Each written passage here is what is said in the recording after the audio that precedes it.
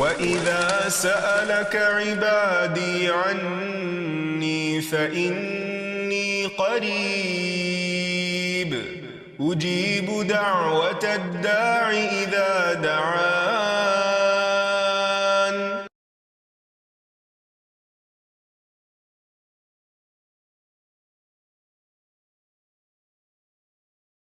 نحمده ونصلي على رسوله الكريم اما بعد فاعوذ باللہ من الشیطان الرجیم بسم اللہ الرحمن الرحیم رب اشرح لی صدری ویسر لی امری واحلل عقدۃ من لسانی یفقہوا قولی.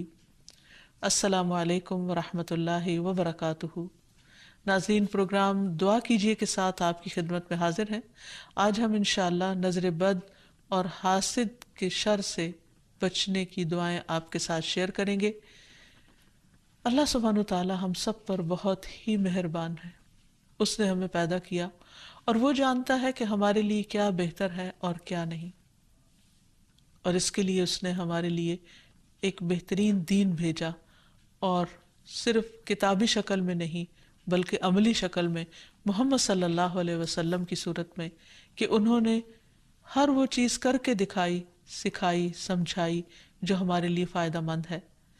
اور اس سلسلے میں ہمیں بعض ان حقیقتوں کے بارے میں بتایا اور ان کی اصل حقیقت بتائی جو اس کے بغیر ہم جان ہی نہیں سکتے تھے.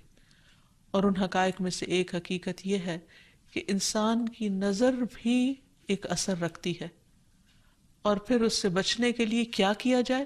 کیا کوئی من گھڑت طریقے اختیار کر لیے جائیں یا وہ جو خود نبی صلی اللہ علیہ وسلم نے سکھائے؟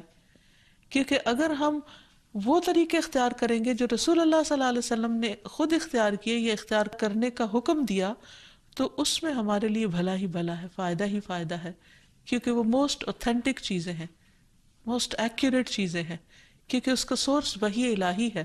اور باقی چیزیں انسانوں کا علم ہے، کہاں انسانوں کی عقل یا تجربات اور مشاہدات، اور کہاں اللہ رب العزت کی بھیجی ہوئی تعلیم. تو اس لیے اس سلسلے میں بھی ہم قرآن و سنت سے ہی رہنمائی حاصل کریں گے.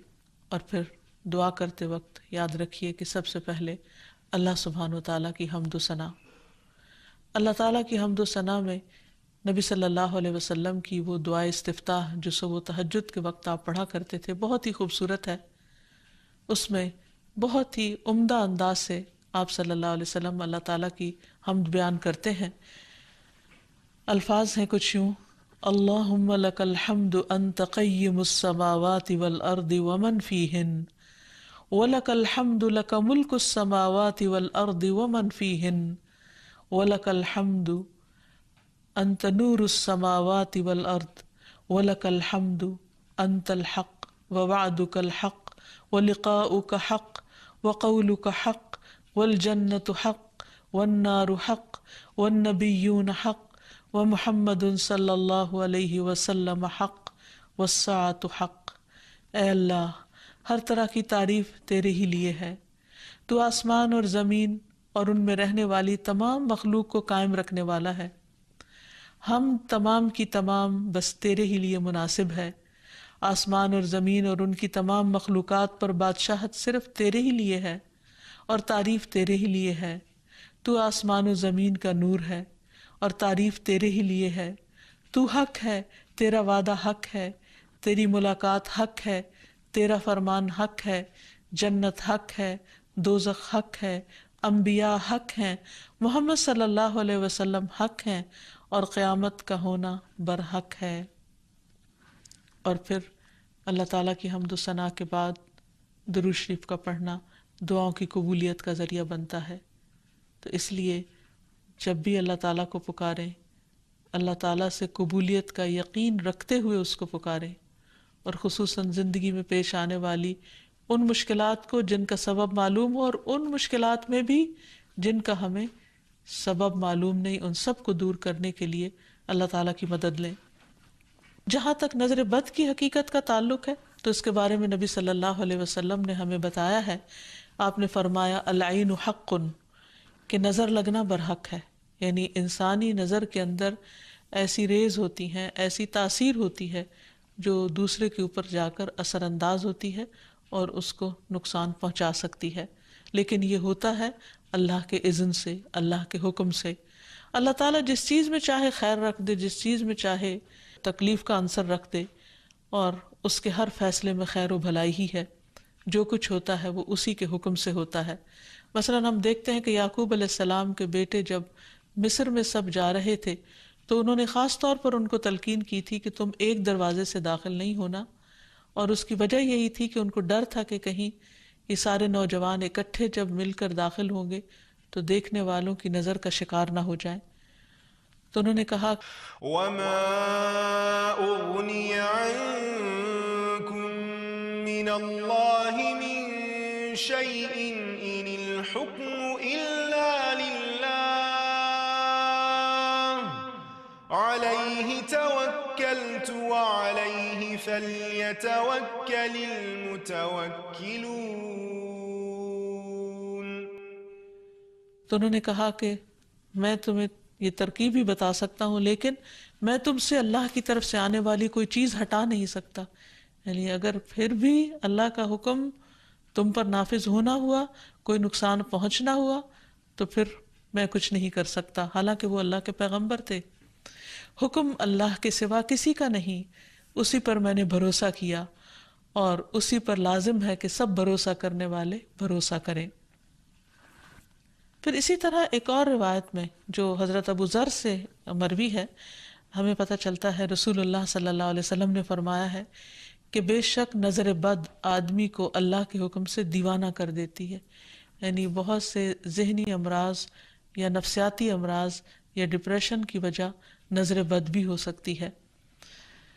نظر بد کے بعض اوقات فزیکل اثرات بھی ہوتے ہیں، یعنی جسمانی اثرات بھی ہوتے ہیں۔ مثلا ایک روایت میں آتا ہے کہ ام سلمہ رضی اللہ تعالیٰ عنہ کہتی ہیں کہ نبی صلی اللہ علیہ وسلم نے ان کے گھر میں ایک لڑکی دیکھی جس کے چہرے پر نظر بد کی وجہ سے کالے دھبے پڑ گئے تھے، یعنی چہرے کا رنگ خراب ہو چکا تھا۔ تو نبی صلی اللہ علیہ وسلم نے فرمایا کہ اس پر دم کرو کیونکہ اس سے نظر بد لگ گئی ہے۔ تو اس سے بھی پتہ چلتا ہے کہ نظر بد جسمانی بیماریوں یا جسمانی حالت میں تغییر کا سبب بھی ہو سکتی ہے۔ پھر آپ نے یہ بھی فرمایا کہ نظر بد آدمی کو اللہ کے حکم سے دیوانہ کر دیتی ہے، حتیٰ کہ بعض اوقات انسان اونچی جگہ پر چڑھتا ہے اور پھر وہاں سے گر پڑتا ہے۔ یعنی بعض اوقات بچے آپ نے دیکھا ہوگا کہ کھیل رہے ہوتے ہیں، اچھے بھلے کھیل رہے ہوتے ہیں، ایک دم ماں باپ دیکھ کر خوش ہوتے ہیں، اچانک وہ ایسی چیز سے جا ٹکراتے ہیں کہ بعض اوقات بڑے بڑے حادثات ہو جاتے ہیں۔ تو ایسی صورت میں جب بھی انسان کسی چیز کو دیکھے جس پر دل خوش ہونے لگے تو فوراً ماشاء اللہ پڑھے، اللہ کا ذکر کرے، تو پھر نظر کے برے اثرات سے محفوظ رہا جا سکتا ہے۔ پھر اسی طرح بعض اوقات بچے بلا وجہ رونا شروع کر دیتے ہیں اور چپ ہی نہیں ہوتے، تو اس میں بھی نظر بد کا اثر ہوتا ہے۔ حضرت عائشہ کہتی ہیں کہ ایک مرتبہ نبی صلی اللہ علیہ وسلم تشریف لائے تو ایک بچے کے رونے کی آواز سنی۔ آپ نے فرمایا کہ یہ بچہ کیوں رو رہا ہے؟ تم اس کی نظر کیوں نہیں اتارتے؟ یعنی اس پر ایسے اذکار پڑھے جائیں کہ جس کی وجہ سے اس کی یہ تکلیف دور ہو جائے۔ پھر اسی طرح بچوں کا کمزور ہونا، ان کی صحت درست نہ ہونا۔ آپ صلی اللہ علیہ وسلم نے حضرت اسماء بنت امیس سے کہا، کیا بات ہے کہ میں اپنے بھائی جعفر کے بیٹوں کے جسموں کو دبلا پتلا دیکھ رہا ہوں، یعنی ان کی صحت اچھی نہیں ہے، کیا انہیں فقر و فاقہ رہتا ہے، یعنی کھانے کو کچھ نہیں ملتا؟ انہوں نے عرض کیا، نہیں، بلکہ انہیں بہت جلد نظر لگ جاتی ہے۔ آپ نے فرمایا انہیں دم کرو۔ انہوں نے آپ کے سامنے چند کلمات پیش کیے تو آپ نے فرمایا انہیں دم کرو، یعنی ان کلمات کے ساتھ دم کرو۔ وہ کلمات انشاءاللہ آگے بتائے جائیں گے۔ پھر اسی طرح بعض اوقات نظر بد کی وجہ سے جان بھی خطرے میں پڑ جاتی ہے یا انسان شدید بیمار ہو جاتا ہے۔ اور آپ صلی اللہ علیہ وسلم نے خصوصی طور پر ایک موقع پر جب ایک صحابی نے دوسرے کو دیکھا تو ان کی طبیعت خراب ہو گئی، تو آپ صلی اللہ علیہ وسلم نے خود ان کے سینے پر 3 دفعہ ہاتھ مارا اور یہ دعا پڑھی، اللہم اذھب عنہ حرہا وبردہا ووصبہا، اے اللہ اس کی گرمی اور سردی اور بیماری اور لاغری دور کر دے۔ پھر کھڑے ہوئے اور فرمایا، جب کسی کو اپنے بھائی کا وجود یا کوئی مال پسند آئے، یعنی کوئی چیز اٹریکٹ کرے، تو اس کے لیے برکت کی دعا کرے، کیونکہ نظر لگ جانا برحق ہے۔ تو اس حدیث سے بھی پتہ چلتا، اور یہ سلسلہ صحیحہ کی صحیح حدیث ہے، اور جن کو نظر لگی تھی وہ حضرت سہل تھے، اور یہ تفصیلی روایت ہمیں حدیث کی کتاب سے مل جاتی ہے۔ پھر اسی طرح نظر کی وجہ سے بعض اوقات موت تک واقع ہو جاتی ہے۔ آپ صلی اللہ علیہ وسلم نے فرمایا کہ اللہ کی قضاء و قدر کے بعد نظر بد ہی میری امت کے اکثر لوگوں کی موت کا سبب بن جاتی ہے، اچانک پھر کوئی ایسی بیماری آ جاتی کہ انسان کی زندگی کے خاتمے کا ذریعہ بن جاتی۔ ایک اور حدیث میں آتا ہے کہ نظر بد آدمی کو قبر میں اور اونٹ کو ہانڈی میں پہنچا دیتی، یعنی اونٹ تڑپنے لگتا ہے تو اس کو نحر کر دیا جاتا ہے اور پھر اس کا گوشت پکا کے کھا لیا جاتا ہے۔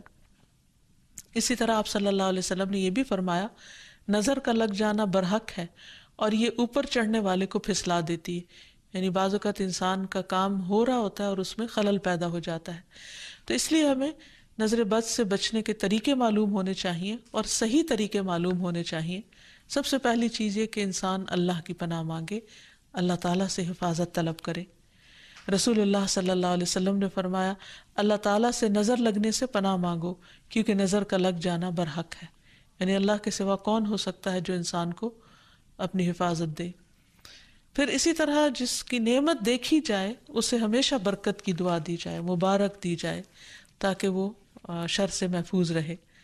رسول اللہ صلی اللہ علیہ وسلم نے فرمایا جب تم میں سے کوئی اپنے بھائی یا اس کی ذات یا مال میں کوئی ایسی چیز دیکھے جو اسے پسند آئے تو اسے چاہیے کہ وہ اسے برکت کی دعا دے کیونکہ نظر کا لگ جانا برحق ہے۔ پھر اسی طرح یہ ہے کہ انسان دم کرے۔ حضرت انس کہتے ہیں کہ رسول اللہ صلی اللہ علیہ وسلم نے نظر بد، ڈنک اور نملہ کی بیماری کے لیے دم کی اجازت دی ہے۔ نملہ کی بیماری میں پسلی دانوں سے بھر جاتی ہے۔ پھر حضرت عائشہ فرماتی ہے کہ رسول اللہ صلی اللہ علیہ وسلم نے مجھے حکم دیا کہ نظر بد لگ جانے پر دم کیا جائے۔ پھر اسی طرح بخار، پہلو کے پھوڑے اور نظر بد میں دم کی اجازت دی گئی ہے۔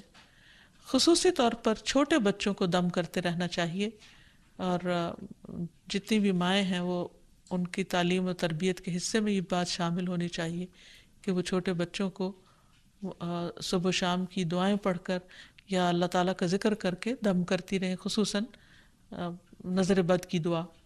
حضرت اسماء کہتی ہے کہ ایک مرتبہ انہوں نے عرض کیا یا رسول اللہ صلی اللہ علیہ وسلم جعفر کے بچوں کو نظر لگ جاتی ہے، کیا میں ان پہ دم کر سکتی ہوں؟ تو آپ نے فرمایا ہاں، اگر کوئی چیز تقدیر سے سبقت لے جا سکتی تو وہ نظر بد ہوتی، یعنی اتنے اس کے اثرات ہوتے ہیں۔ پھر اسی طرح نظر بد کے علاج میں یہ بات بھی بہت مفید ہے جو نبی صلی اللہ علیہ وسلم کی سنت سے ثابت ہے کہ نظر لگانے والے کے وضو کے بچے ہوئے پانی سے اس کو غسل کرایا جائے، یعنی جس کو نظر لگی ہو۔ ایک اور روایت میں آتا ہے کہ آپ صلی اللہ علیہ وسلم نے فرمایا نظر بد لگنا برحق ہے، اگر کوئی چیز تقدیر پر غالب ہو سکتی تو وہ نظر بد ہے۔ جب لوگ تمہیں غسل کرنے کا کہیں تو غسل کر دو، یعنی اس کو برا نہ مانو کیونکہ یہ ایک چیز ہے ہونے والی۔ اگر کسی کے آنے سے یا اچانک دیکھنے سے یا کسی کی بات سے یا تعریف سے دوسرے شخص کی طبیعت خراب ہو گئی ہے تو اس سے واضح طور پر پتہ چلتا ہے کہ کوئی ایسے ہی اثرات ہوئے ہیں، اور اگر وہ طلب کرے کہ وضو کر کے پانی دے دو تو دے دینا چاہیے، اس کو برا نہیں سمجھنا چاہیے۔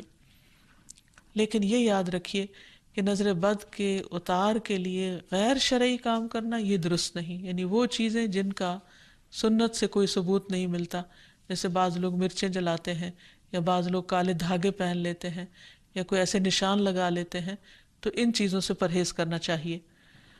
کیونکہ نبی صلی اللہ علیہ وسلم نے ایک مرتبہ ایک قاصد کو روانہ فرمایا اور فرمایا کہ کسی اونٹ کے گلے میں کوئی تانت یا کوئی قلادہ باقی نہ چھوڑا جائے مگر اسے کاٹ ڈالا جائے۔ تو مالک نے کہا کہ یہ لوگ قلادے نظر بد سے بچانے کے لیے ڈالتے ہیں، یعنی ایسے دھاگے ڈال دیتے ہیں، تو آپ نے فرمایا ان کو کاٹ کے ختم کر دیا جائے۔ پھر اسی طرح شرکیہ دم نہیں کرنے چاہیے جس میں اللہ سبحانہ و تعالیٰ کے علاوہ کسی اور کو پکارا گیا ہو یا ان کا نام لیا گیا ہو۔ اور دعاؤں میں خصوصاً معوذتین بہت مفید ہیں، قل اعوذ برب الفلق اور قل اعوذ برب الناس آخر تک 3 بار پڑھ کر مریض پر دم کیا جائے۔ رسول اللہ صلی اللہ علیہ وسلم جنوں اور انسانوں کی نظر بد سے پناہ مانگا کرتے تھے، یہاں تک کہ یہ 2 صورتیں نازل ہوئیں۔ جب یہ نازل ہوئی تو آپ نے انہیں پڑھنا شروع کر دیا اور ان کے علاوہ سب کچھ چھوڑ دیا۔ پھر اسی طرح ماشاء اللہ پڑھتے رہنا چاہیے۔ قرآن مجید میں آتا ہے وَلَوْلَا إِذْ دَخَلْتَ جَنَّتَكَ قُلْتَ مَا شَاءَ اللَّهُ لَا قُوَّةَ إِلَّا بِاللَّهِ، اور جب تو اپنے باغ میں داخل ہوا تو تم نے یہ کیوں نہ پڑھا کہ ماشاء اللہ لا قوت الا باللہ. یہ اس شخص کو کہا گیا جس کا باغ جل گیا تھا. سورۃ کہف میں اس کی کہانی موجود ہے. اور اس کا معنی کیا ہے کہ وہی ہوتا ہے جو اللہ چاہتا ہے، اور اللہ کی توفیق کے بغیر کسی کا کچھ زور نہیں. پھر اسی طرح کچھ دیگر مسنون دعائیں ہیں جن کا پڑھنا نظر کے لیے فائدہ مند ہے. ابن عباس کہتے ہیں کہ نبی صلی اللہ علیہ وسلم حضرت حسن اور حسین کے لیے پناہ طلب کیا کرتے تھے اور فرماتے تھے کہ تمہارے دادا ابراہیم علیہ السلام بھی ان کلمات کے ذریعے اسماعیل اور اسحاق علیہم السلام کے لیے اللہ کی پناہ مانگا کرتے تھے. اعوذ بکلمات اللہ التامۃ من کل شیطان وہامۃ ومن کل عین لامۃ. میں پناہ مانگتا ہوں اللہ کے پورے پورے کلمات کے ذریعے ہر ایک شیطان سے، ہر زہریلے جانور سے اور ہر نقصان پہنچانے والی نظر بد سے. پھر اسی طرح ایک اور دم بھی ہے. حضرت عائشہ کہتی ہے کہ میں رسول اللہ صلی اللہ علیہ وسلم پر نظر بد سے حفاظت کے لیے دم کیا کرتی تھی، یعنی وہ خود کرتی تھی، اور وہ اس طرح کہ میں اپنا ہاتھ ان کے سینے پر رکھتی اور یہ دعا پڑھتی: امسح البأس رب الناس بیدک الشفاء لا کاشف لہ الا انت. اے لوگوں کے رب، اس تکلیف کو دور فرما دے، شفا تیرے ہاتھ میں ہے اور تیرے علاوہ کہیں اور سے شفا نہیں مل سکتی. اسی طرح حاسد کا حسد بھی نقصان دیتا ہے، جس سے بچنے کے لیے اللہ سبحانہ وتعالیٰ نے قل اعوذ برب الفلق اتاری، جس کے آخر میں آتا ہے ومن شر حاسد اذا حسد، کہ حاسد کے حسد سے بچنے کے لیے اللہ تو مجھے اپنی پناہ میں رکھ. اور حسد کہتے ہیں کسی انسان کو ملنے والی نعمت کے ختم ہونے کی تمنا کرنا، خواہ خود کو حاصل کرنے کا شوق ہو یا نہ ہو، یا تمنا ہو یا نہ ہو، تو اس سے منع کیا گیا ہے، اس کی حرمت بیان کی گئی ہے. نبی صلی اللہ علیہ وسلم نے فرمایا آپس میں حسد نہ کرو، آپس میں بغض نہ رکھو، قطع رحمی نہ کرو، اللہ کے بندو بھائی بھائی بن جاؤ. اور یہ ایمان کے منافی صفت ہے کہ کسی بندے کے دل میں ایمان اور حسد اکٹھے نہیں ہو سکتے. پھر یہ دین کو مونڈ دینے والی صفت ہے. پھر اسی طرح یہ ہے کہ لوگوں کی خیر خواہی اسی میں ہے کہ وہ ایک دوسرے سے حسد نہ کریں. آپ نے فرمایا لوگ اس وقت تک خیر پر رہیں گے، بھلائی ہوگی ان کی، جب تک کہ وہ حسد نہیں کریں گے. پھر اسی طرح یہ ہے کہ ایسا شخص اللہ تعالیٰ کا محبوب ہے جس کے دل میں کسی کے لیے کوئی حسد نہ ہو. عام طور پر حسد کی وجہ یہ ہوتی ہے کہ انسان اپنے آپ کو بڑا سمجھتا ہے، وہ سمجھتا ہے کہ ساری خیر اور بھلائی صرف اسی کا حق ہے، اور جب وہ دیکھتا ہے وہ کسی اور کو بھی مل رہی ہے تو اس پر پریشان ہوتا ہے اور اس سے چھیننے کی فکر کرتا ہے. اور یہ ان خرابیوں میں سے جو بہت اول دور میں پائی گئی. مثلاً ابلیس نے انسان کو سجدہ کیوں نہیں کیا؟ حسد کی بنا پر. قابیل نے حابیل کو کیوں قتل کیا؟ حسد کی بنا پر. تو اسی طرح کسی بھی انسان کے اندر جب تکبر آتا ہے، غرور آتا ہے، ابلیسی صفات آتی ہیں، تو وہ یہ سوچتا ہے کہ اس کا مقام اور مرتبہ بس اسی کو ملے، کسی اور کی طرف نہ جائے. یا کسی کو بھی اگر نعمت ملے تو وہ اس پر جالس ہو جاتا ہے. اور یہ بنیادی طور پر اس کی وجہ دنیا کی محبت کا زیادہ ہونا ہے. اس لیے ہمیں اس سے بچنے کی ضرورت ہے. اور یہ بیماری ایسے انسان کے اندر داخل ہو جاتی ہے کہ بعض اوقات انسان کو خود بھی پتہ نہیں چلتا. تو اس لیے اللہ سبحانہ وتعالیٰ سے دعا کرتے رہنا چاہیے، اور اس معاملے میں انسان کو اللہ پر بھروسہ بھی کرنا چاہیے، اور پھر اللہ تعالیٰ کی پناہ مانگنی چاہیے کہ اللہ تعالیٰ اپنی حفاظت میں رکھے. کیونکہ اللہ تعالیٰ فرماتے ہیں میرا محبوب بندہ اگر مجھ سے مانگتا ہے تو میں اسے دیتا ہوں، اور اگر وہ کسی دشمن یا شیطان سے میری پناہ مانگتا ہے تو میں اسے محفوظ رکھتا ہوں.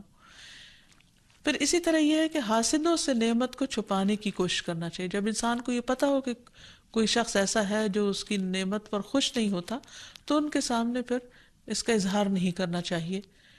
ابو ہریرہ کہتے ہیں کہ رسول اللہ صلی اللہ علیہ وسلم نے فرمایا تم اپنی ضرورتوں کو پورا کرنے کے لیے ان کو رازداری میں رکھ کر مدد حاصل کرو، بے شک ہر صاحب نعمت حسد کیا جاتا ہے. پھر اسی طرح یہ کہ انسان کو حسد سے بچنے کے لیے اللہ تعالیٰ سے دعا کرتے رہنا چاہیے، کیونکہ ہر ایک کی پیشانی کے بال اللہ کے ہاتھ میں ہے، اور جب اللہ نہ چاہے تو کوئی کسی کو کچھ بھی نقصان نہیں دے سکتا، کچھ بھی بگاڑ نہیں سکتا. تو اللہ تعالیٰ پر بھروسہ کرتے ہوئے خصوصی طور پر معوذتین کا ورد کرتے رہنا چاہیے، صبح و شام 3 بار پڑھنا چاہیے، نمازوں کے بعد اس کو پڑھنا چاہیے۔ اور پھر ایک دعا اور بھی ہے کہ جبریل علیہ السلام نبی صلی اللہ علیہ وسلم کی عیادت کے لیے ایک مرتبہ حاضر ہوئے تو آپ کانپ رہے تھے، آپ نے ان کو ان الفاظ میں دم فرمایا: بسم اللہ ارقیک من کل شیء یؤذیک من حسد حاسد وکل عین واسم اللہ یشفیک۔ اللہ کے نام سے میں تم پر ہر اس چیز کے شر سے بچاؤ کا دم کرتا ہوں جو تمہیں اذیت پہنچائے، ہر حاسد کے حسد سے اور ہر نظر بد سے اللہ کے نام سے اللہ تمہیں شفا عطا فرمائے۔ تو اس سے یہ پتہ چلتا ہے کہ جبریل علیہ السلام نبی صلی اللہ علیہ وسلم پر دم کرتے تھے، تو ہمیں بھی مریض پر، بے چین شخص پر، اضطراب کے شکار شخص پر دم کرنا چاہیے، اور انہی الفاظ کے ساتھ، کیونکہ سب سے بہترین الفاظ وہ ہیں جو اللہ کا کلام ہے اور پھر محمد صلی اللہ علیہ وسلم کے الفاظ ہیں۔ اللہ تعالی ہمیں ہر طرح کے شر سے محفوظ رکھے، ہمیں بھی اور ہمارے عزیزوں کو بھی اور تمام لوگوں کو۔ وآخر دعوانا ان الحمد للہ رب العالمین۔ السلام علیکم ورحمۃ اللہ وبرکاتہ۔